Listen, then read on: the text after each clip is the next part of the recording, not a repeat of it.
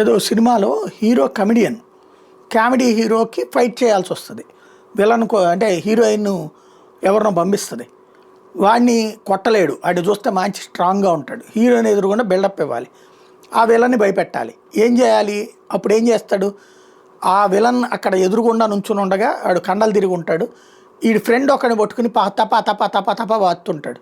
నువ్వు ఆయన గురించి అట్టంటావా, కొట్టేస్తాను, ఆయన లేపేయడం ఎంతసేపు, నీకు ముందు తెలియాలి బుద్ధి అంటూ తప్ప తప్ప తప్ప బాధేస్తుంటాడు. అవతలకి ఉచ్చబడిపోయి అవతలకి పారిపోతాడు అనమాట. అట్లాగుంది ఇప్పుడు ఇరాన్ పరిస్థితి. ఇరాన్ మీదన అమెరికా దాడులు చేస్తుంది, ఇజ్రాయెల్ దాడులు చేస్తుంది, ఇరాన్ వాణిజ్య నౌకలను ధ్వంసం చేస్తుంది అమెరికా, ఇరాన్ వాణిజ్య నౌకలను దిగ్బంధిస్తోంది అమెరికా, ఇరాన్లో ఉన్నటువంటి ఏకంగా చీఫ్ కొమైనీ లేపేసింది అమెరికా, ఇరాన్లో కొమైనీ కొడుకు ఇప్పటిదాకా కోమాలో ఉంచింది ఇజ్రాయెల్. ఆ దాడులు చేస్తోంది అమెరికా నుండి ఇజ్రాయెల్ కలిపి. వాళ్ళు చేసినప్పుడు అలా దుబాయ్ని బెదిరిస్తూ ఉంటుంది. లేటెస్ట్గా కూడా మళ్ళీ అమెరికా ఇరాన్ షిప్పుల మీద దాడులు చేస్తుంటే దుబాయ్ని బెదిరిస్తోంది. అంటే దుబాయ్ వెళ్ళి అమెరికాను ఒత్తిడి చేయాలన్నమాట. సాధ్యమవుతుందా అంటే జరిగిపోతుంది కదా అని ఫీల్ అవుతుంది అనమాట.